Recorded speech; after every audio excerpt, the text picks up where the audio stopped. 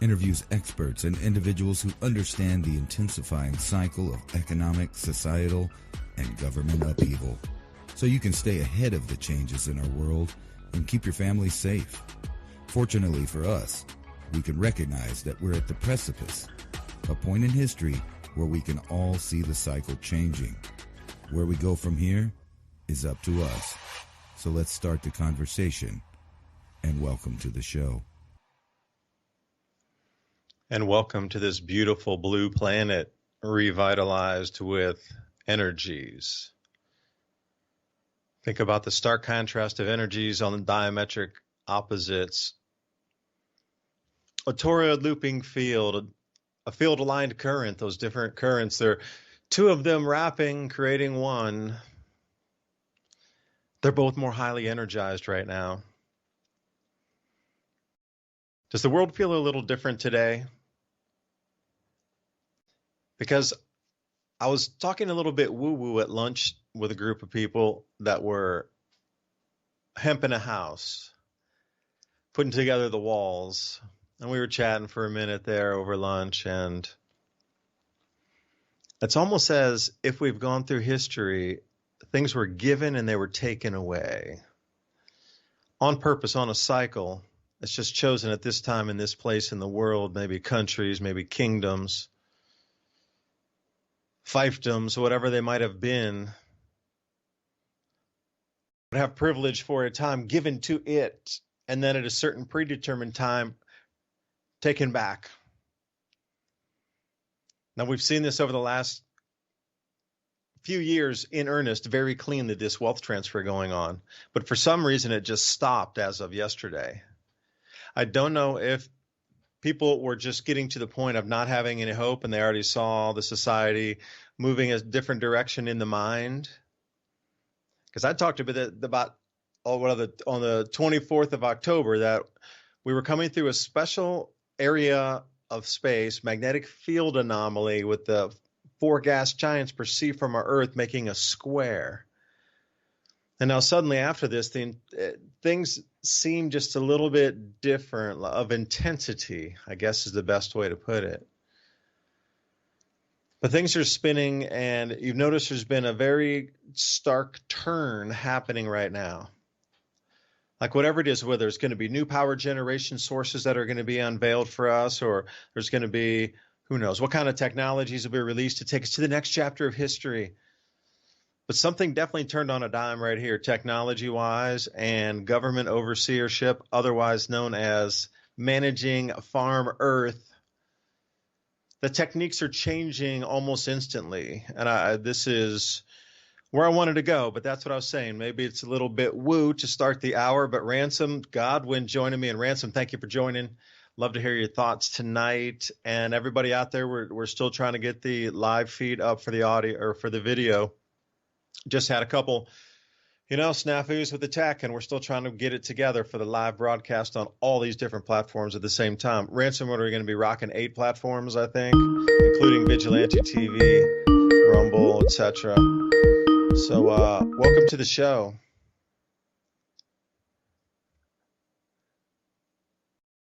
Oh, you know what? I think I needed to add him in. I was just excited to talk. Ransom, wait, he's waving over there. Get me in the show. But the week seems like it's been, definitely an energetic experience for many. Like you get these weeks that seem like months plural of change. Just right. Yeah. Welcome. Wrong headset. See, that's what I'm saying, everybody. Thank you out there for the patience. We were just playing with these feeds coming into Skype just before the show to try to be able to bring you the audio tonight. We were both sitting in our chairs and we were going to talk like a live show, and then have people jump in with us here and answer questions and this sort of thing. We were going to do it, but again, you see what's happening with us trying to disconnect from that and come back into just it is what it is. We'll figure it out. So, yeah, right. No, I was just gonna say, if there was some kind of change in thinking, it seems to be reflecting on what's kind of going on. It seems like, at least for the U.S., we're going to be going in a new direction, hopefully positive. I don't put too much stock into politicians from the get-go, but that being said, there's a lot of promises being thrown around, and we'll see how many of those pan out. Just to be fair, judging from last time, you might get 25% of what you think is going to change as far as government dealings. Hopefully that means some changing situations as far as financially for a lot of people, namely homes opening up. One of the biggest benefits I see to without getting into detail, some of the plans of the new coming in administration, if that does happen, would be that a lot of homes are going to open up. There's going to be more homes available, which means prices of homes are going to go down. But wait a second. But Larry Fink at BlackRock won't be getting the rent on the neighborhood, man. Right. Well, you're taking money from Larry Fink's pocket. You can't do that. Seems BlackRock will be winning. They kind of win no matter who is in the pilot's chair there, so to speak. They're buying up everything, and that's still in the background. It's not just them specifically, but real estate companies, giant companies, like all kinds of people are in the real estate of the future game because they know that it's going to be hard to have private property in the future. And that's just simply, for one, because of the course of time, more and more corporations get their hands on deeds, and it starts leaving families, traditional sense of how one would give their inherited wealth to the next generation. Part of that being usually somebody in the family would get a home and it would continue to be in private ownership. Not so much now. And, I get daily, probably, I don't know, 3 to 5 offers to mortgage my home so that I could have some money now, or there's other things that sell it and they'll let you stay in it for, a period of time. There's all these deals out there to get you out of your home. But few of them are just, like person to person gun sales. I mean, home sales. That's still the way to go, person to person. And in that way, I think a lot of stuff is about to open up because we have a lot of extra people that might be moving soon. But I wouldn't count on it. I don't see how they're going to do what they're talking about. I guess we'll see. But as far as the switchover of people, mentalities kind of switching right over, at least in a measurable way through the election on November. And keep in mind that only 66 million people voted this time for Trump, which is actually, I think, less than last time. All around, there was probably, I think, 15 to 20 million less, if I'm correct, voters that came out, supposedly. Well, that's a lot less. 15 million, that's a lot. Right. You would think this would be bigger than last time, how it was being hyped up. But allegedly, less people voted this time than last time. And a lot of people are scratching their heads because this election aligns more along the lines of 2016 and some of the elections before that, before there was a oddity in the data. But I don't know what's going on. Are we going to go to World War III still? Because I have to remind people, there's a lot of people that still have a lot of power that's outside of the executive branch. Yeah, it's just like you think one dude's going to get in and think, I'm curious about the Fed. You're talking about military. I'm talking about the Fed. So, two different giant things that we're both looking at going, this is supposed to end now, All right, good. Let's see what happens. Actually, I had an article open somewhere here about the Fed chair. It says, no way am I stepping down or retiring. I don't care if I'm asked to or not. So my private army will come in and make sure we stay in business. Right. So we'll print you the money. We'll print you your salaries. It's all good. That's one thing that we can, know as a people is the banks are still in control. There might be some, executive branch changes and that reside within that power. But that's kind of where I was getting at. The people that actually can finance, trigger, and decide about wars, they're not going anywhere. They're still in the places that they were for the last 4 years. and the last 8 years and the last 16 years. They're not going anywhere. Hopefully, though, we the people supposedly get this illusion of deciding that we're not going to do that. But even if you have a peacetime president, right? The illusion, I love it. It is an illusion. It is. It's truly an illusion. Well, Like seriously, say you had the perfect guy in there. I'm seeing through the code in front of me. You know what I mean? It's an illusion. It truly is an illusion. Even if we had choice, that's the craziest thing. And people would, your perfect Manchurian candidate was in there, and he was a peacetime guy. You could pick anybody. It's not really up to him if somebody supposedly attacks us in the theater of war. That person would have to respond. That's just how they've always done it. So I don't know. We'll see what happens in the next weeks. What I do expect is the empire to strike back. And what I mean by that is we haven't seen out of hand marches so much for the last 4 years, but I think we're about to start seeing that again. Matter of fact, if Chicago's any indication, there's already protests forming. Some of the old characters that we knew and loved between 2016 and 2020 are coming back to make their debut again. So it's like this constant battle of stability. Will we increase in jobs, and will the housing market really open up? There's still that group of people that wants to go down the Marxist totalitarian path while they call everyone else fascist. I mean, that's still there. That hasn't gone away.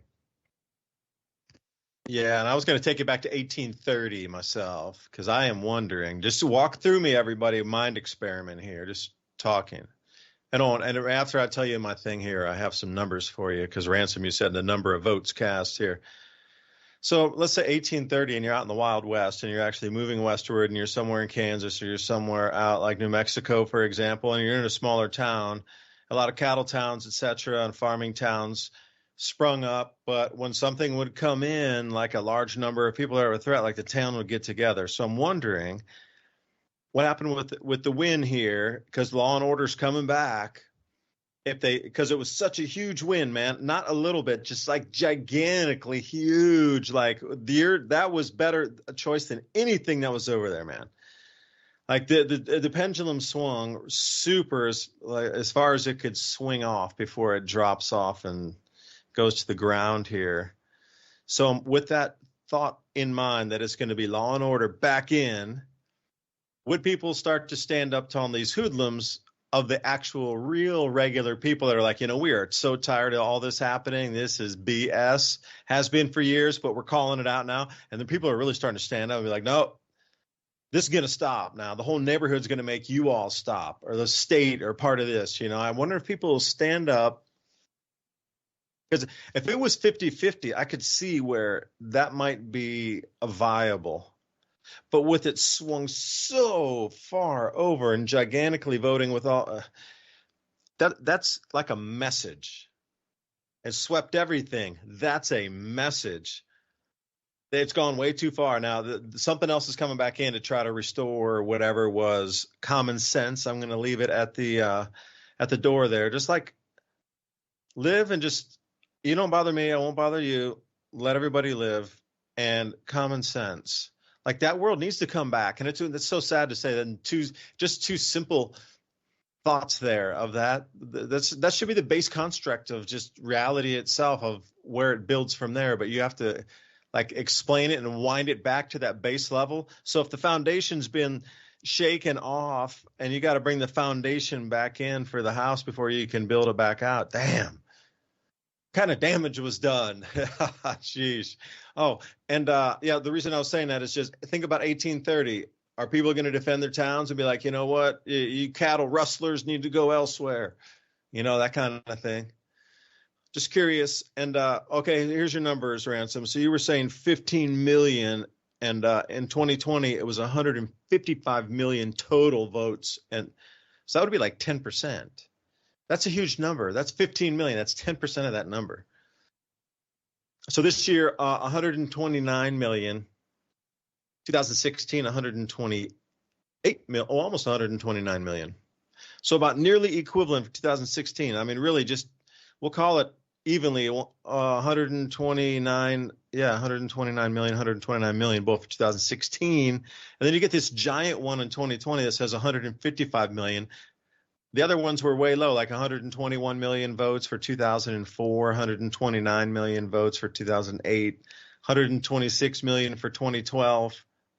2016, then it jumps because everybody's like, hey, 128. It didn't even jump that much, like 2 million up from 126, 128, and then 2024, 129. So you need like all those for those last 5 years have been in that 120 million range, all 5 of those.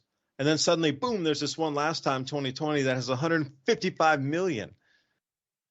That's an enormous amount more than the average. That's like 35 million more than average. So I thought I would bore you with the numbers. So there's my chalkboard talk for the night, everybody. Finish with that. Ransom. I wonder what happened, why all those extra people didn't want to vote this time. I don't know. It's baffling, man, because it's such a utopia, and unrealized capital gains is the way to go, man. That's the only way to go, right, in the utopia. You think it's because everybody was paying attention a little more this time, and maybe it's also because last time we were under the pandemic, stay at home, don't go anywhere, mail everything, let the government do it, just stay in your house, in your little cell that you have, and just stay in there. Because New Mexico was one of the worst states to be in if you listen to the government, right? They told us, stay in your house, don't travel, and we're going to cut all the stores from 24 hours down to half that. Everybody's going to have to close their shops, because they can only have so many people in them and all of that stuff. So all of the mom and pops gone, Walmart, all of those places, they do not even stay open anymore. So I was one of those fans of waiting till everybody was sleeping to go to one of those. Oh, that was stores. The best time, man, when nobody's around. I always dislike going in when it's super packed, man. Right. Now I go in there, and now I can't do that. So I have to compete with what's going on in the daytime. But it was you get the rugby helmet on, man. You got to jump through the aisles. Give me that last bottle of water. Right. Well, yeah, we do reverse osmosis here. And what's weird is there's been a lot of flooding. And we're about to have a blizzard all over the state now. And it's just hitting the same areas. And what's funny is right now, all of the dispensaries that normally feed water out everywhere are out. And I don't know what's going on with that. But we were actually looking for clean reverse osmosis water today. And you would have no choice but to go to a store to get that today, because we can't drink our water here, even though they say it's safe. Yeah, but most people can't anywhere. That's the problem. Yeah, and you'd have to do a whole process to clean it back, after the city cleaned it. You'd have to re-clean it again to get all of the what's called caliche out of it, which is like a really strong mineral content, plus the chlorine and the fluorosilicic acid or whatever, hydrofluorosilicic, I can't even say it. That uranium waste and concrete waste that they can't dump in the ocean, and they can't dump it in a lake, and they can't dump it in the river, but your local municipality buys it and puts it in the water so you can have good teeth and everything. But now that our federal government that is the best, man. Sounds yummy to me. I'll take 2 glasses. Right. Well, they've kind of come around and finally admitted that maybe it does make you a little dumber. It might be responsible for some bone cancers and stuff like that, but for sure, it's going to lower your kid's IQ. But that's okay, because that's for the greater good of everyone. Is if people think a little bit less, evidently, and then you look at that doesn't make sense. I got Dame Bramage. What are you talking about, Dame Bramage? I didn't understand that. Why is less IQ better for the world? I don't know. Like, please explain to me in a common sense fashion. Like, as things are getting more advanced, that we need to work in more coordination because everything is in a much faster, world. Like that, a lower IQ fitting into that's a good thing. Like, explain that to me. Well, there was this group of socialist people in the 40s and 30s that experimented with it, and it's where everybody else kind of got the data that they use today. And they realized if you put too much, people get way too lethargic and they won't do anything. But if there's not enough, then they start questioning stuff and might rebel against you in your concentrated communities. So instead of doing that, they just put in the water supply. So everybody's just a little more lethargic and confused, evidently, but it was all on accident. Also, the fact that, the EPA would violate them and charge them, big fines if they got caught dumping that same material out in nature. But evidently, humans are pretty good filters. Um, and another shift in thinking is, here's this nice article, to shift gears a little bit from the dirty water and food. Um, this is on Zero Hedge. TV exec tells CNN Brian Stelter that the inconvenient now truth is not, global warming, but it's that the mainstream media is dead in its current form now, because basically they check the numbers. Nobody, and I want to tell you my experience on election night, because me too. I want to tell you mine. Not now, but you go first. I had all the feeds open. So I had all the internet feeds. I had, everybody from the far left to the far right open on my browser tab. I had the TV going, flipping through the channels as well.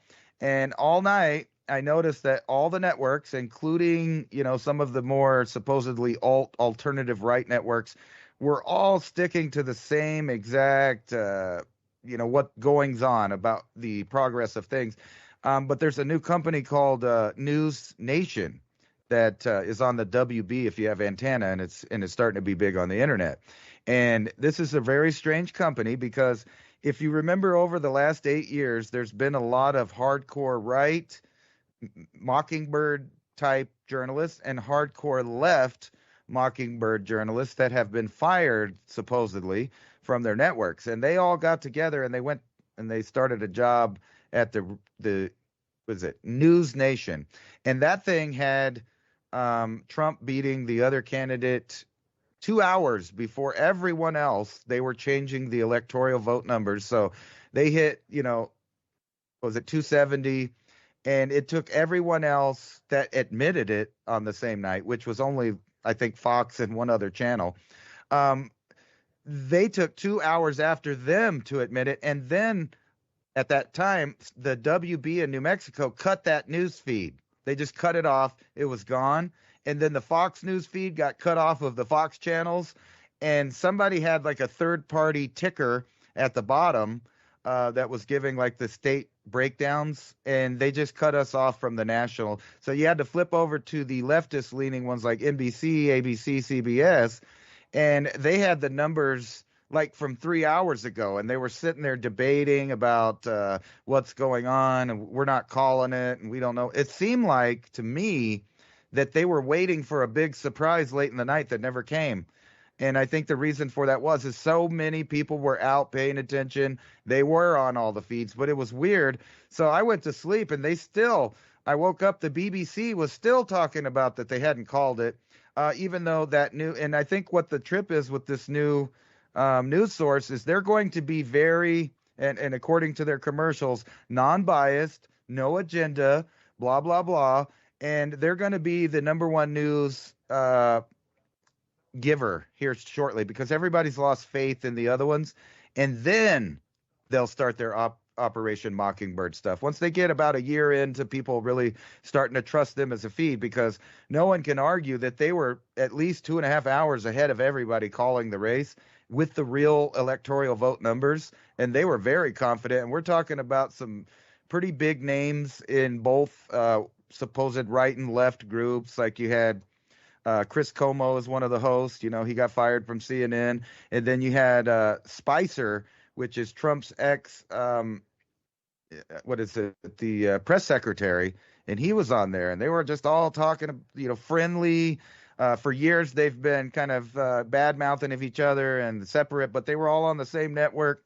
That's a new news network that they just put together, and it's like a psyop I was watching in real time last night, or not last night, but on the night of the election, where all of the mainstream media people were basically discredited right in front of everyone for everyone to watch. And it's really weird how everything's now changing direction. So I would watch out for rebranding and keep track of the same people that worked at other places, because everybody's about to readjust there's a whole shift happening, not only in media, but as far as public opinion on the street. Like where I live, it's a pretty dominant red area. And matter of fact, they went red, but our state went left. They voted left for every single politician, and almost everything stayed the same ratio, no upsets. However, those same people supposedly on the national level were voting in the complete opposite way. So there's a lot of weird stuff going on still in 4 states that's kind of unexplainable. And I think it's all going to be panned out, and there's going to be a lot of drama coming our way, because let's not forget, they've been starting drama and it's been building up. So there's going to be a calm, which is probably this November, right before things get wonky around Christmas, New Year's, and right before January 6th. Well, you know, the whole sweep that was so big, though, a message was sent across like, you know, the country's kind of done with it all, and things are going to change, and it's going to be different now. Just like that. That was the message. It's going to be different now, directly that way. And you know what also is going to be different is social media to campaign. You hit the nail on the head on a couple issues there. Like what we saw, this clunky old, sit down on NBC for an edited interview kind of thing, and it would come out a week later.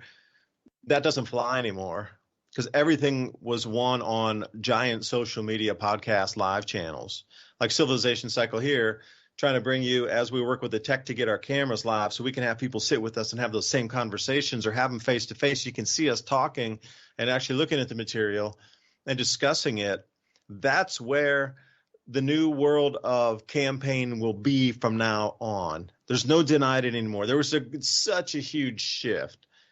Like the more residents, the long-term and the long-time content to be able to get to know somebody. And that was the whole thing, was these podcasts were geared to get to know the person, because there's so many labels thrown on the person. And okay, whatever label from everywhere, anybody who's running for office were geared to get to know them, right? But if you were able to sit down for several hours with any of these whatever label from everywhere, anybody who's geared to get to know the 10 million downloads. But if you were able to sit down for several hours with any of these whatever label from everywhere, anybody who's geared to get to know the 10 million downloads and be able to sit down. But if you were able to sit down for several hours with any of these whatever label from everywhere, anybody who's geared to get to know 10 million downloads and be able to sit down. But if you were able to sit down for several hours with any of these whatever label from everywhere, got ricocheted, like a 10.0 earthquake just came through the whole media space during that time. Not only the discrediting of all these, I don't even know what to call them anymore. Just I'm looking for a good descriptor, It's like purposeful, sidestepping for issues so you don't see them, or purposeful kind of bouncing it off to obfuscate it and turn it into a gray area, or just downright delaying information coming out, like on purpose, and in all 3 of those arenas. But the social media space, boom, you could talk to who you want to anytime, and everybody can be on, and you see the person who they are.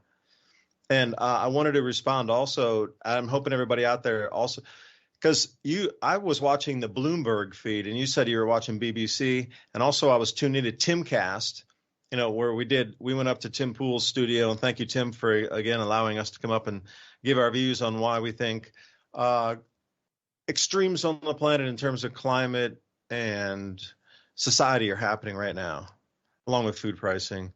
So I was jumping between like Timcast and Patrick Bet David, those two predominantly.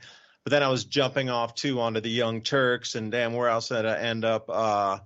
Charlie Kirk and all that. There was a whole bunch of lives going on at the same time. So I was just jumping between them and wherever I landed to see. And I can't even remember, there were so many, but I would refocus back pretty much on the PBD podcast and Timcast also, because Tim was going through there live. But here was the thing. And then I also was on Fox News on the broadcast. They only had 21,000 people watching live on the Fox broadcast.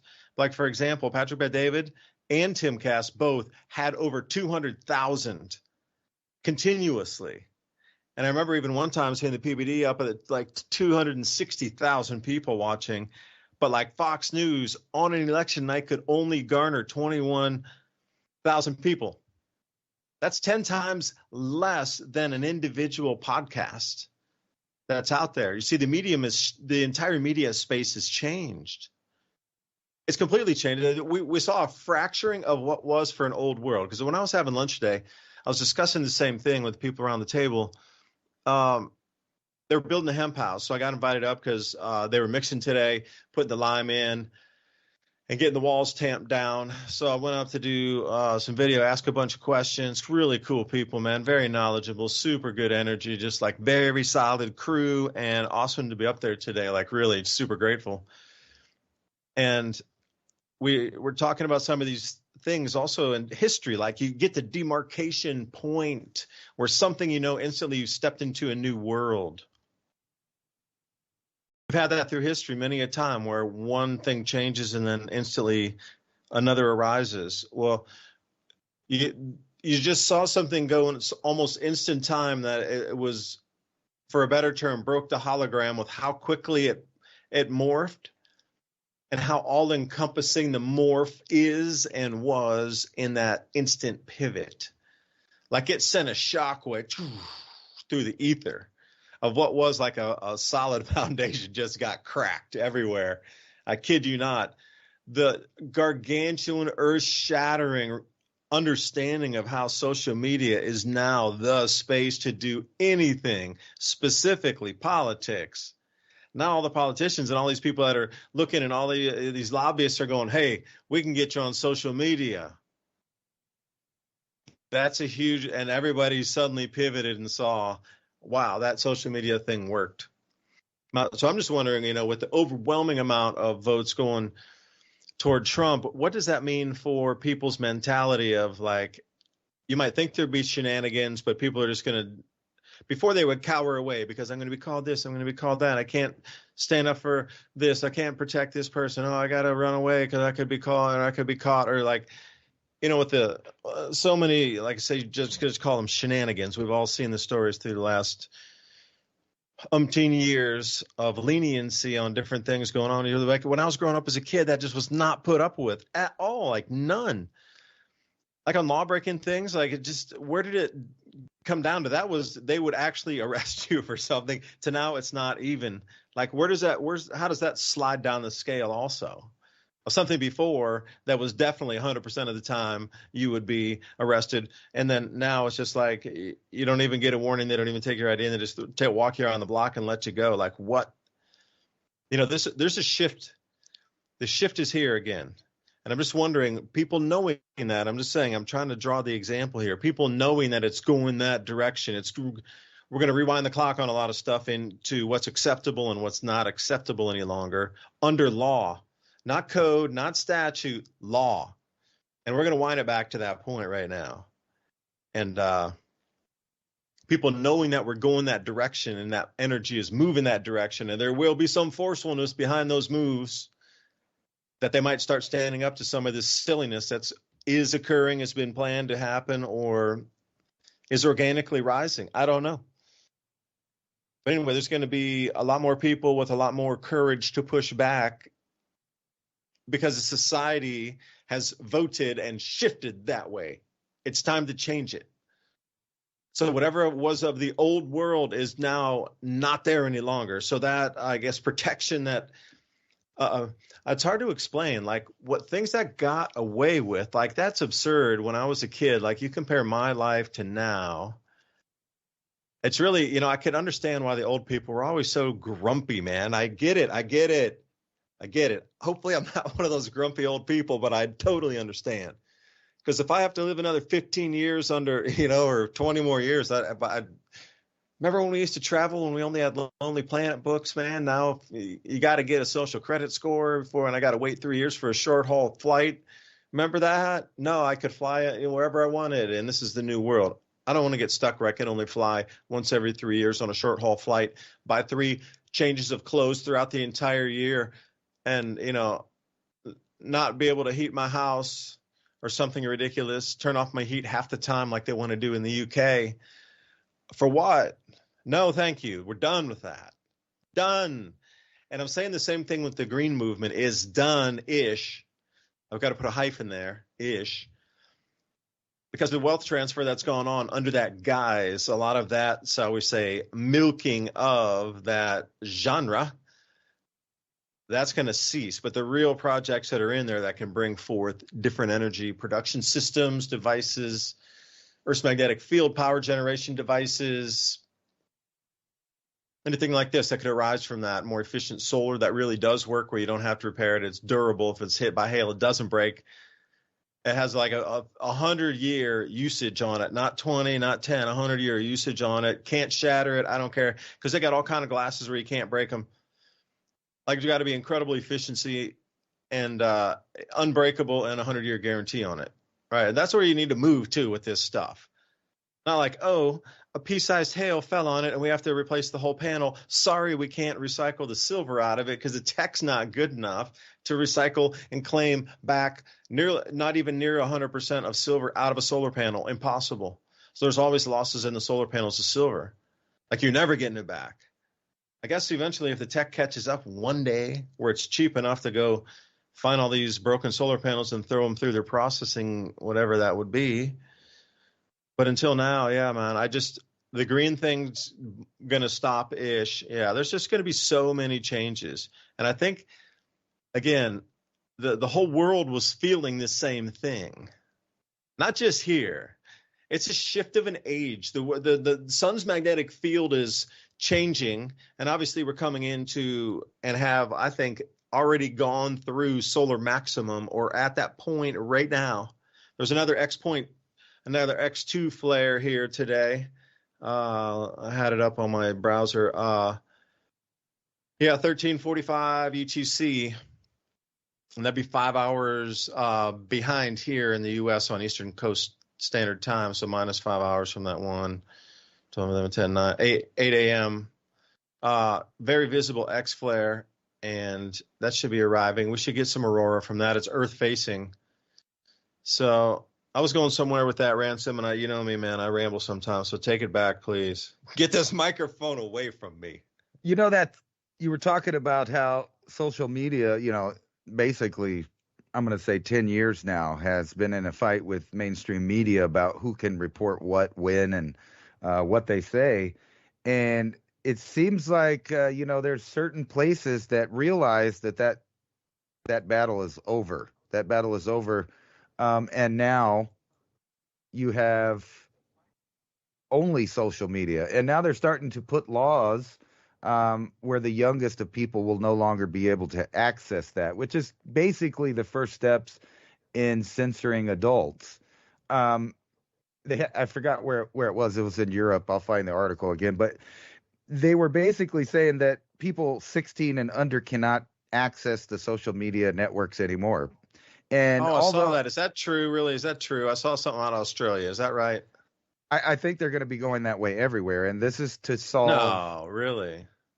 They're trying to solve a couple of things. But I think the root reason is because they don't want young people who are about to get into the system to learn certain things early in their life. Like going back to when we were kids, some things you just had to figure out when you became an adult, and you figured out some things that you were taught were kind of BS, or that's not actually how it works, or they just left out part of the story, or you were victim to a propaganda because of whoever you were around or which books you read first. Now it's different, because now you can instantly look at both sides of something. Whenever you see a news report, you can go find out who the original poster is, the original person is, and verify and fact check that within seconds, just as fast or even faster than any of these network, supposed fact checkers that work for the different social media companies. And so now that there's being, rulings against the censorship of adults, I think the next phase is to make sure that, they have all children lock in step. And a good example of how that works is you control all the media that they see as a child, because it's deemed safe for one reason or another. And this goes back and forth in different ways depending on who's in charge of what, because, in recent years we've had story time and certain content that a lot of people don't want their young people to watch. But at the same time, you don't want them learning, BS from the beginning. So my kid, who's 3 years old, has watched enough cartoons to figure out that that humans trash the planet. Humans trash the planet, and a lot of strangers are bad because they throw trash on the ground, and that's not a bad concept to understand, but at the same time, that what goes along with that is fairy tales about man-made climate change just mushed in there. So you get a whole kid that's like 10 years old, and he or she has already been hammered with certain propaganda messages over and over again, year in and year out. And then if they go to public in schools, there, right? Like, yeah, and then they go to public school and they get a mirrored version of that depending on who's in charge of the education. And it seems like no matter which way it goes, they always inject things that are inappropriate for children. So I wouldn't agree with any system that supposedly is going to save or protect children by not allowing them to be educated young adults by the time they get there. I do agree there's certain aspects of the internet that should be age limited, just like we do anything like tobacco or alcohol or something like that, or the websites out there we don't want them to look at that have adult material or content. But that's not the same thing as being able to form your own political opinion by the time you get of age to, say, if you live in the United States, to vote. And that's a major problem. Ransom, is this a Dark Mirror episode you're describing to me? No, that's just the way it's been. But now it's going to go ultra technological. In the name of safety. Every single safety, right, keep me it's safe. Always I need it. about Help. keeping us safe. And that's how they run everything. So look for that to expand. And I wanted to show you guys this article. I don't know I know a lot of the audience probably has heard my short story, The Idiot Code, which is about people depending on the internet so much that they just kind of rename it God, the ultimate guide of data there. And now, like just kind of as a prediction, now we're seeing that churches, and I joke with you not, churches and other people are now moving over to AI. So AI will now literally be the priests and the source of millions for spirituality and things like that. I seem to lose the article every time I'm talking about it, but I'll find it there when you respond to that. One thing that's not disappearing, no matter how you voted, is the shift of AI to control everything. And as far as I know, Trump is a big fan of that, and his buddy Elon Musk. And although they present it in a more friendly way than, say, the other weirdos at the WEF who want to just, get under your skin and program your body, not my words, theirs.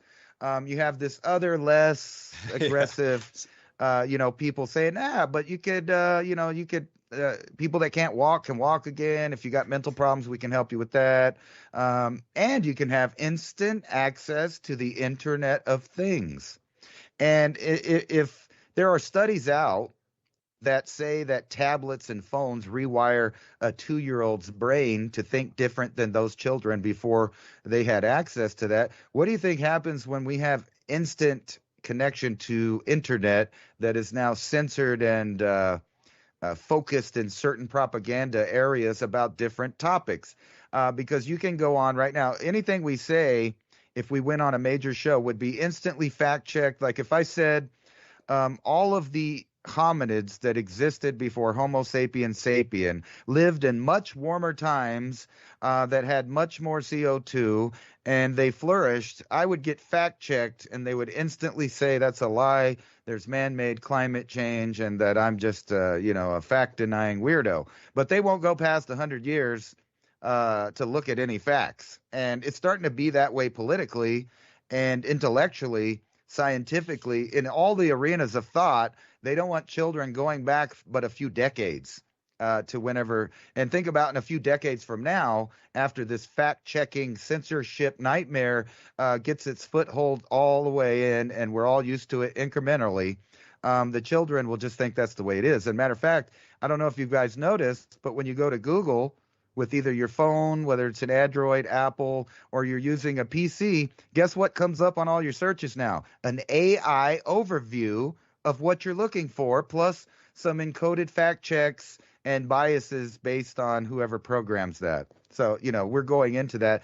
And like I just wrote that story, and they're already doing kind of part of what was in the story as far as turning over your spirituality and your answers for the universe totally to the artificial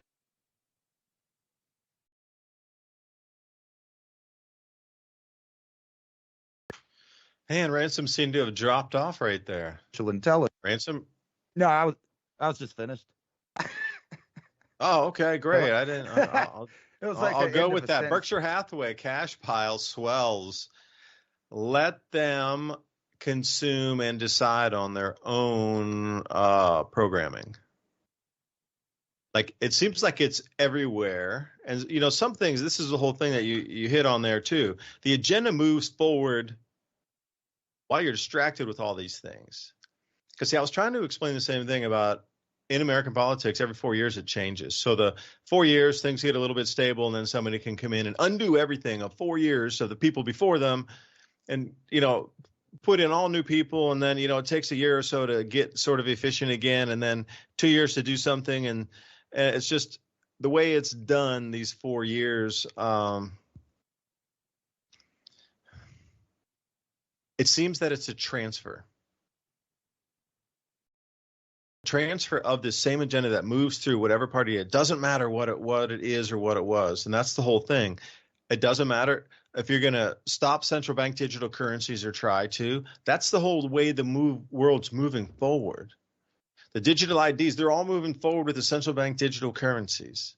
And now you got the BRICS and the BRICS Pay running 2 independent payment systems for cross-border payment. And you got gold-backed currencies evolving, silver-backed currencies evolving. Like the movement of this new world that we're being directed to, we're being put through like a thought funnel of the full agenda continues. This whole change of the world literally continues in earnest, the direction it's going, just as much as like running electrical lines through an area in 1910 and 1920 in the mountains. People didn't want that either. They fought. They had to bring the army in to get the government to be able to, state government to be able to put the lines in, like the 1919, 1921, these sort of thing. They just did not want the electric lines going through here. But again, the entire, even if you didn't, the electrification of the planet continued, and it's the same thing. I don't know what it is about everything needs to go digital so quickly and suddenly, except maybe the vibration frequency of the sun itself, and we as the earth matching that creates a different state of how we process information. So the governance structure of the planet needs to change as the frequency of the sun is changing also, which would affect our magnetic field. And the magnetic field is the hemispheres of your brain that are electrically connected. If that magnetic field state changes, and they've done million experiment, they put high energy into your brain, and and they can change people's feelings. So think about it on a planetary scale. If that sort of thing and different types of euphoria or that's fright or whatever it is because a magnetic field, an intensified field put on a portion of the brain. Think about that. Now the whole entire system is changing, our sun and the earth. So what happens?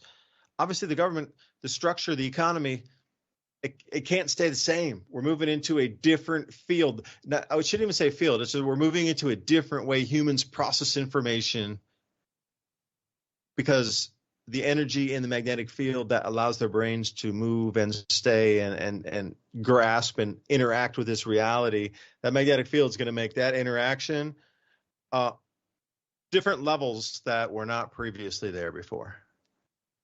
Some pathways will close, others will open. And then suddenly the way you perceive reality is different. So imagine global governance structure needs to change that matching magnetic field pattern.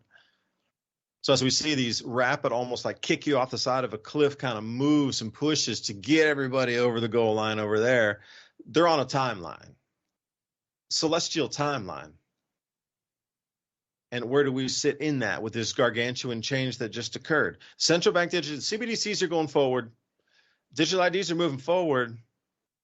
Tokenization of all assets on the planet, that's moving forward. The carbon credit registry and also on the blockchain is all moving forward. Like all these things are moving forward. Now, how much of a change could this overwhelming victory saying we need to move the needle back again? It's just getting too crazy right now. Will this sweep the planet enough to stop some of these things from happening is the question. I think on a greater question versus just here in the U.S. Because these agenda, like you say, it's going to keep marching forward.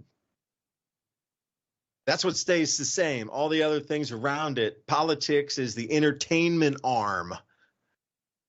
So I'll leave it there. I think they're going to give us some theater of war entertainment here. I mean, I don't know if you've been paying attention to Germany, but Germany's been riding both sides of the NATO-Russia fence, doing deals on one side for money and stuff, and then also supplying weapons to the other side. And now they've decided, among other nations, that they're going to enforce their national service. So people 18 years and old that are from Germany will have to, go to the army. How about that? And they'll have to, when you go to the army, I actually think that it's not a bad idea that young people give their nation a little bit of their time, but not for random wars. But if that's what's going on whenever it's your turn, you kind of get thrown in that. Kind of what I argue about is their whole, when you go into the services, you have to take all of their medications, right?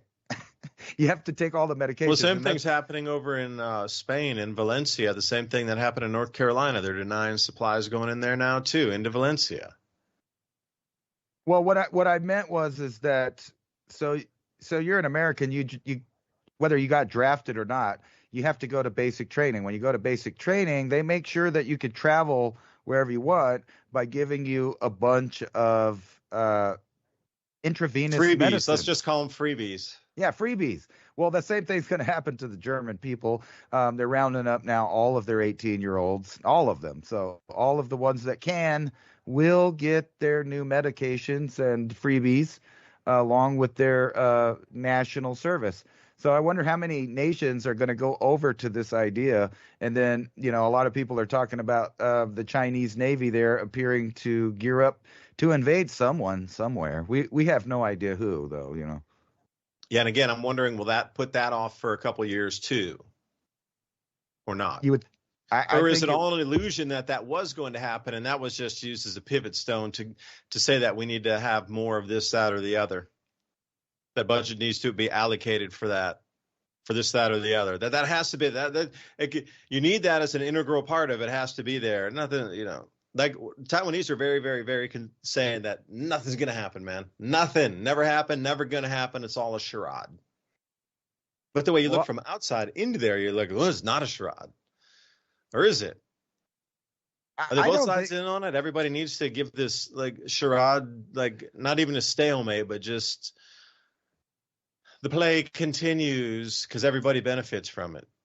If both sides start to have supply chain issues, all they have to do is roll out there and shoot at each other a couple of times and no real battle happening. But say that because, this or that, the whole South China Sea is off limits for, trading. And then you have everybody switching over to one, type of monetary system over the other. And, our dollar just surged, so they're kind of freaking out on the other end, which I imagine will come back. And plus, you have all of these same people in charge of this stuff that could get any number of these conflicts started, and it won't matter what the executive branch wants to do. They'll be forced to do something. Yeah, it won't be the second Midway Island battle, which they trotted in the news. It'll be from Tinian Island. Because I did a video on this probably 5-6 months ago. Tinian Island, they're clearing off the runway there because that's where the Enola Gay launched from. So the old runways from World War II are still there. So they're clearing them off. And imagine being those people that lived on the end of the island, had nobody been there since 1945, 1946, and now they're coming back on, not it's American territory. We need to be able to clear off, and they are starting to get the runways all clear again to run. So I would say this time it would not be Midway, but it would be Tinian Island, close enough. They're both in the Pacific, but you know what I mean? It's going to be something like that. It's unknown if early man knew they would be the progenitors of great civilizations, or if they knew when their empires would fall and disappear into history. Fortunately for us as modern man, we can recognize that we are at the precipice, a point in history where we can see the cycle changing. Where we go from here is up to us. How do you feed your families when the shelves are empty, the stores are shut, and there's no food available? What is the fastest, easiest, and most productive foods to grow? What is the quickest way to get somebody who has no skills at all up and running and producing very quickly? If you understand that we're at a point in history where it is no longer optional to be growing your own food, if you're like really freaked out and concerned because you've never grown food before and you don't have any skills, you don't know how to do that, but you know how important it is, then I want to let you know, however you stumbled here, you're in the right place. My name is Marjorie Wildcraft. I'm the founder of the Grow Network, and I have been the female leader in the survival and preparedness space for the last 20 years. How to grow lots of food, even if you have no experience, are older and out of shape. This is for people who want the fastest and easiest ways to produce healthy and delicious meat, eggs, and vegetables. Because you know that growing your own food is like printing your own money. During this webinar, you will get status of global food shortages, how long the crisis will last, how much space you need to grow food,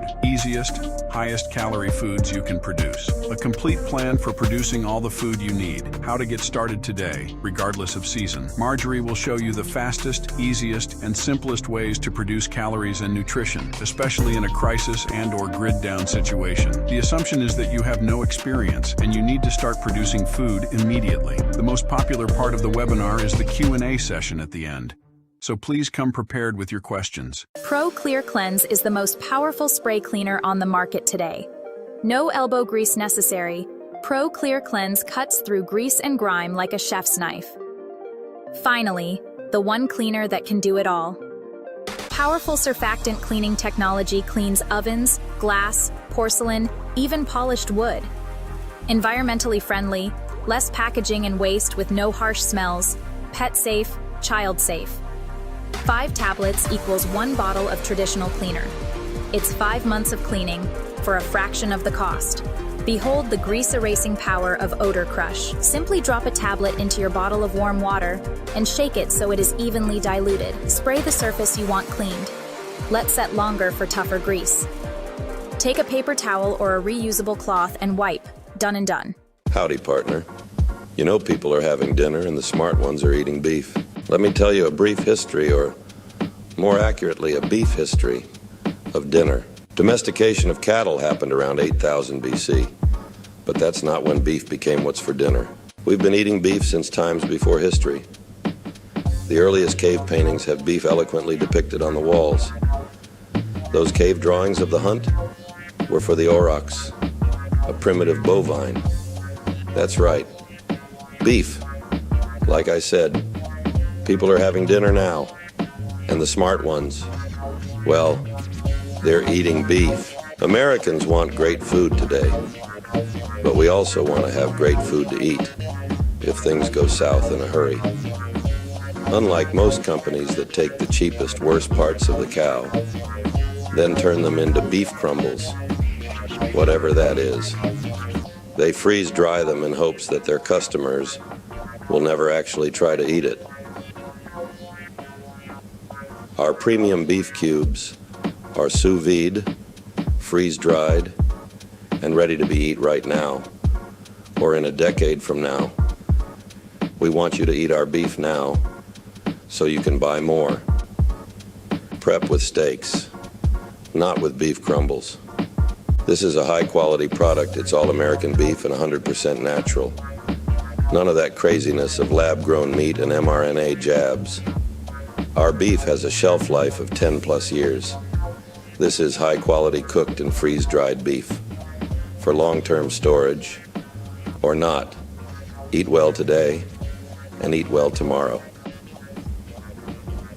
Click the link in the description to get your prepper beef with Prepper All Naturals, so you will always know what's for dinner. Now that you got 4 more years of opportunity across the planet, this shift that just occurred.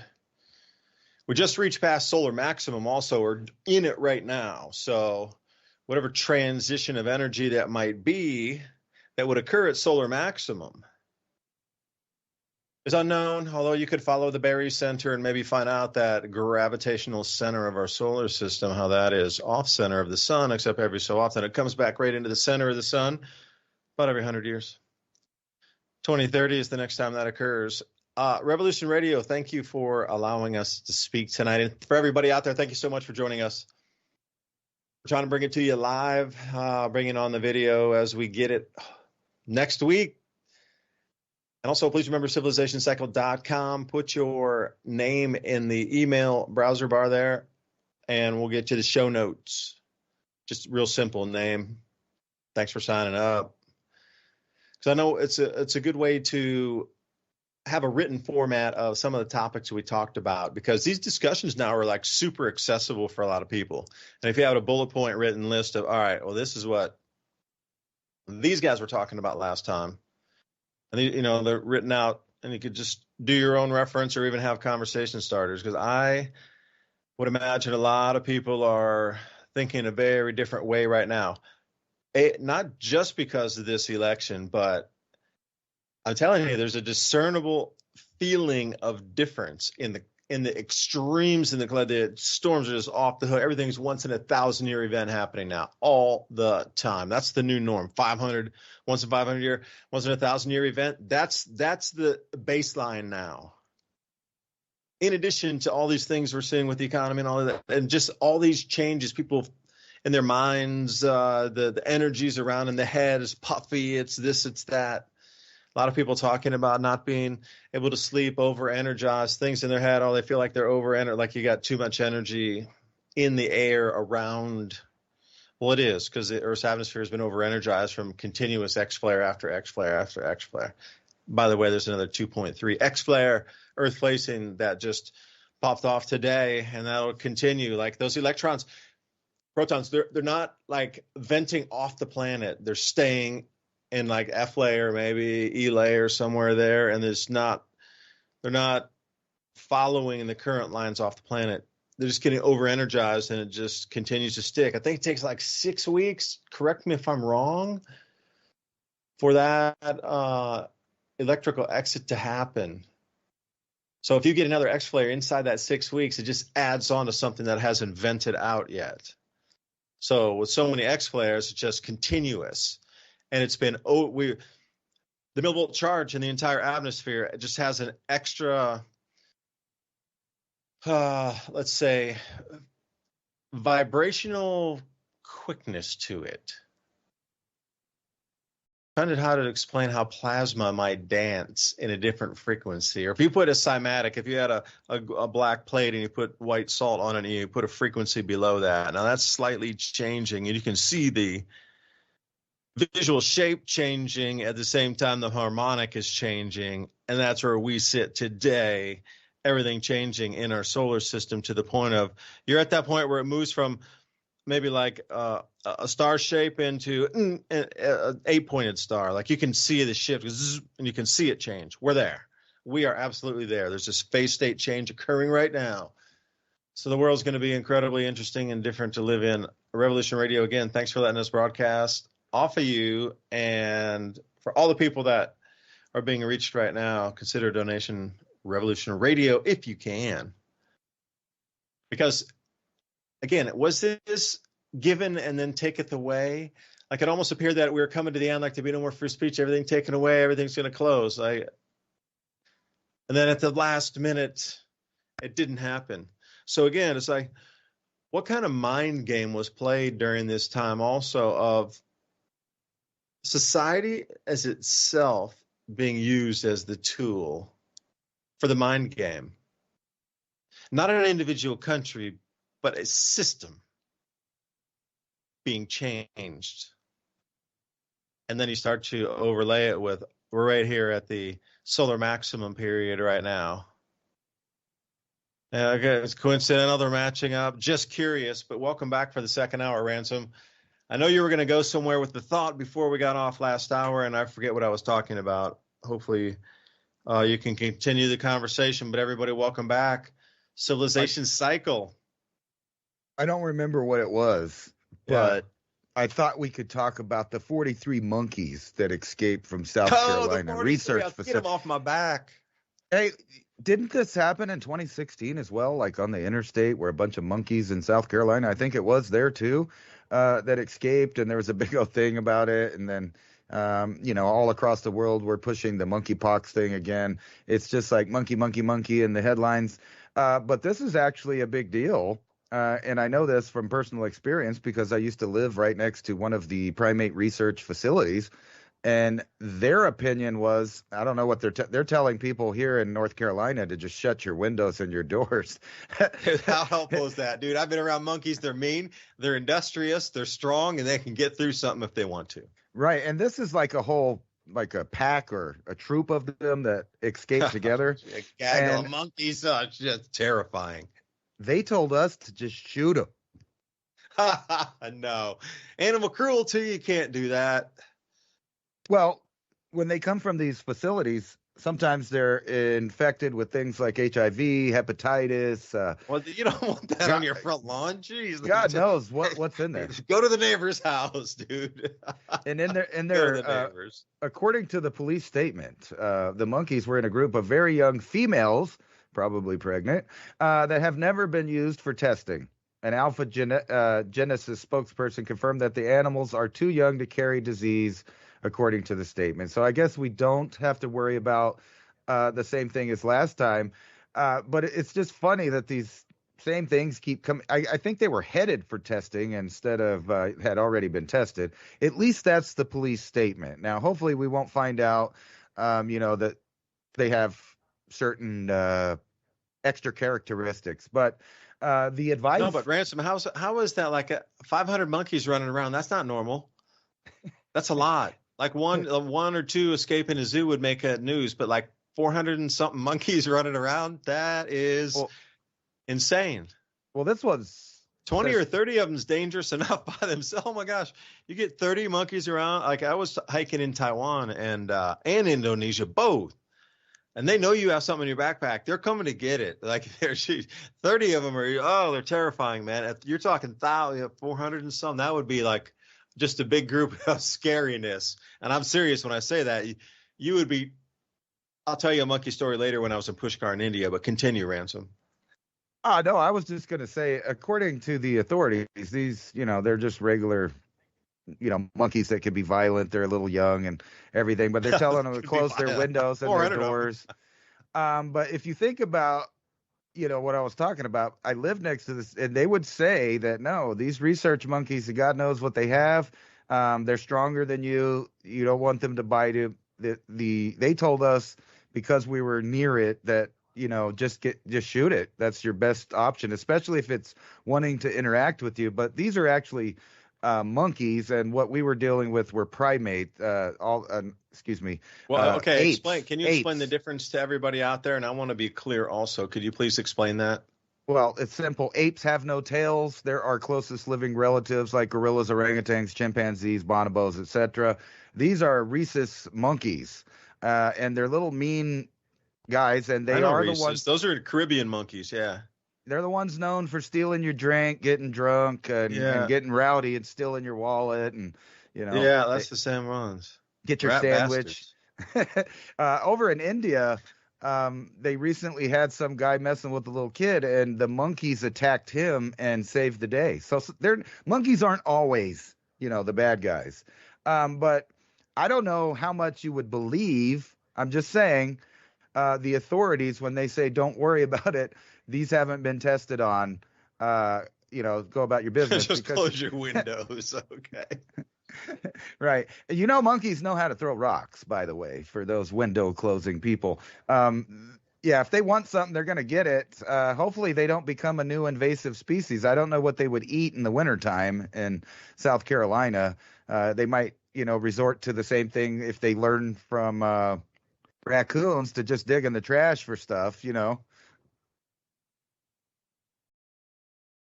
Yeah, I was I trying don't. to write down the cities I've had interactions with monkeys, and I've had. I just hope it doesn't turn into another peanut story because, I wonder, and I am being quite serious. Everybody in the whole United States just awoken to the idea that some stranger somewhere can make a phone call and groups of law enforcement people and judges and, social rejects, social controllers get together and they will raid your home. So they raided that guy's house for a pet squirrel that he had for 7 years, had a YouTube channel and all these other channels. He was making money for rescue animals and different stuff from the proceeds from the squirrel. And the government came in and, well, they couldn't understand why the raccoon and the squirrel wanted to bite them because they were strangers, up in someone's house, and the owners were probably distraught when it happened. So they got bit, so they had to kill them to check them for rabies, which they knew they didn't have because they lived in someone's house. But the point being, the whole nation realized that a group of people could just decide. Take anything they want, including you. Don't get that out of your mind that they're coming in to get a thing or an animal. You included are in that, can come in and get it anytime category. Yeah, and I'm going to go so far as to say that the same group of people that took the squirrel would come to your house, knock on the door, and ask you if you have any pew-pews.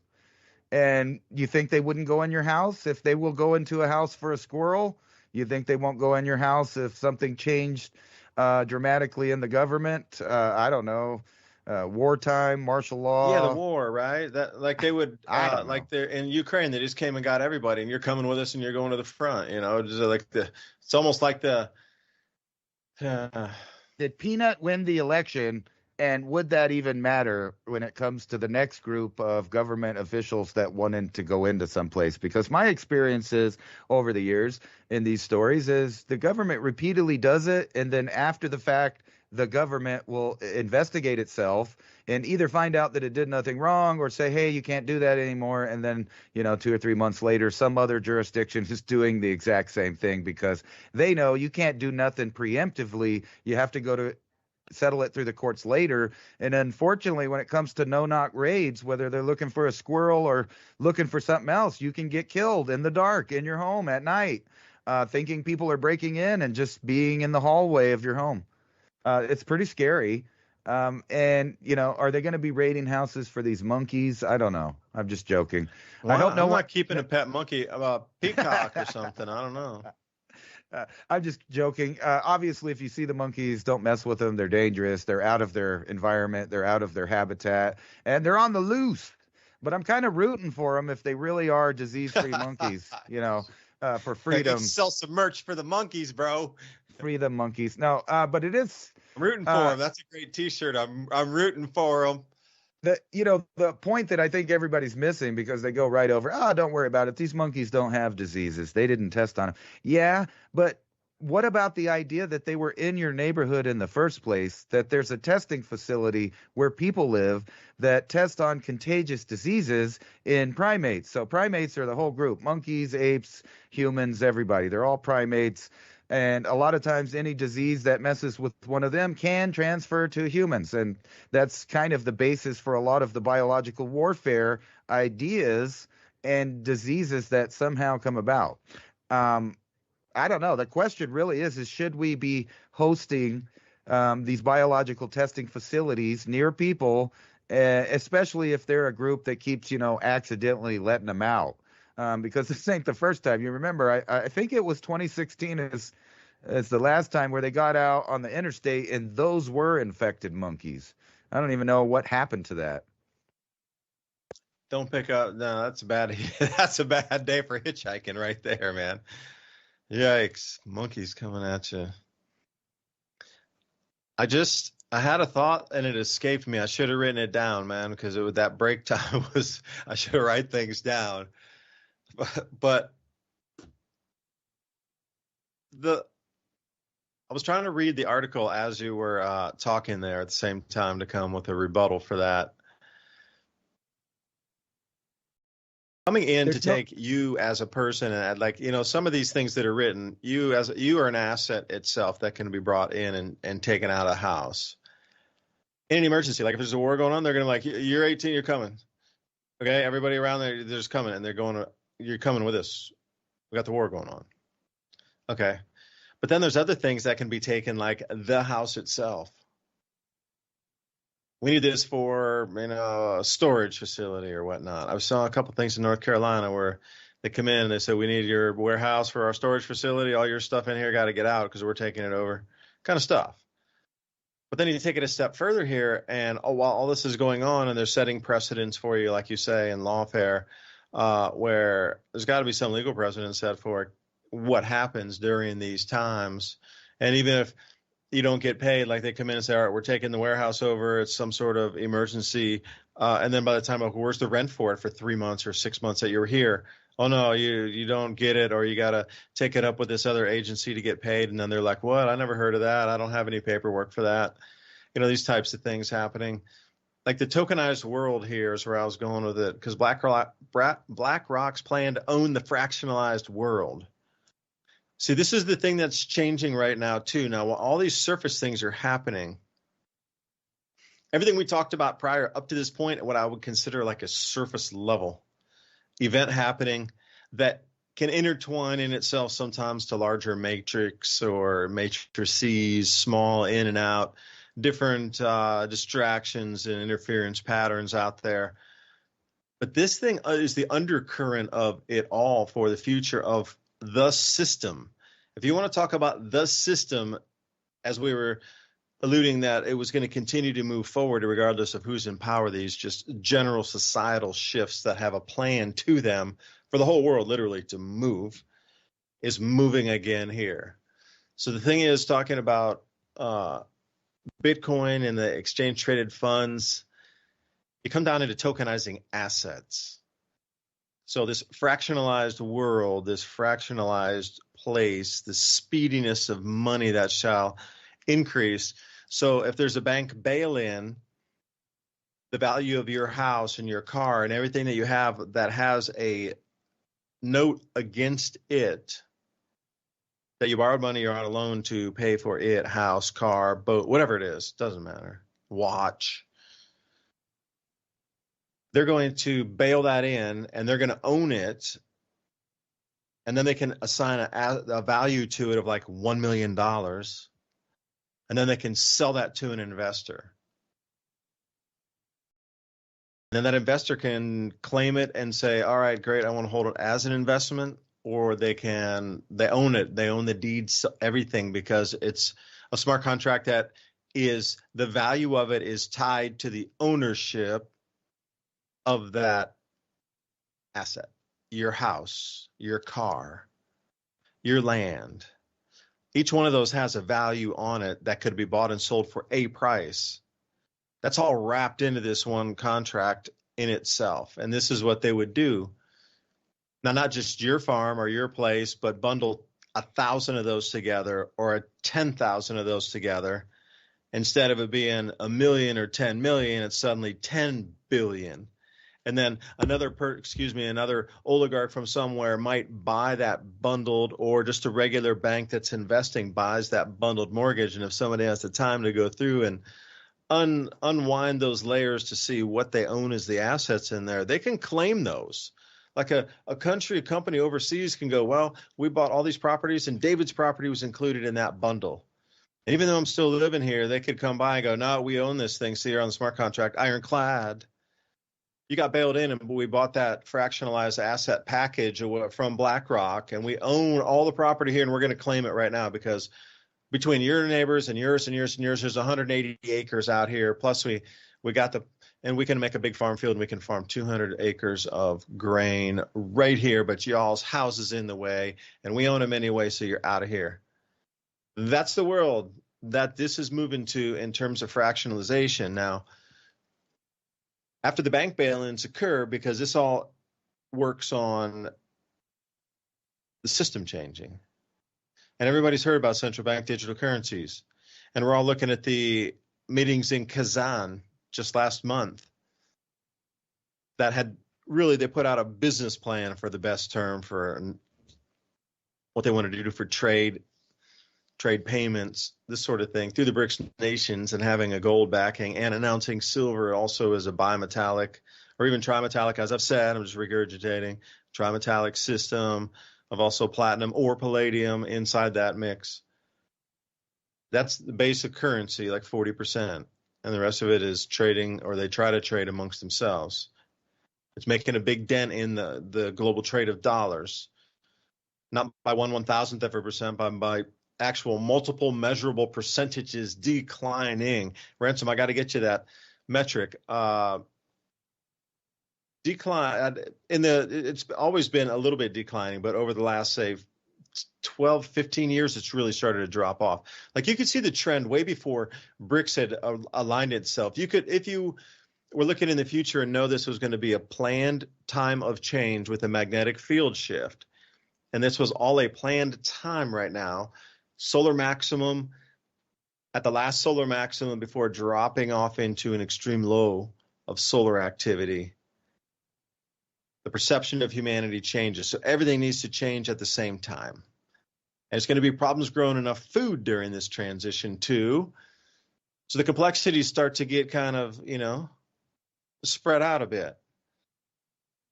But it's all going to come down to, where's this new world moving to with money? Because it's all happening right now, and you can't tell me all the change for everything that we know is all changing simultaneously right now. All of it at the same time that's too much for me to believe it's not forced. And then why now? But this whole thing of where this system is moving to is, you really don't own anything. It's all going to be on a ledger. Now, you can live there as long as you want until somebody claims on it and comes and says, get off the property or the town. Because Ransom, you'd mentioned before talking about neighborhoods. Well, the new big thing was using neighborhoods. They were already flattened and graded out for each home anyway.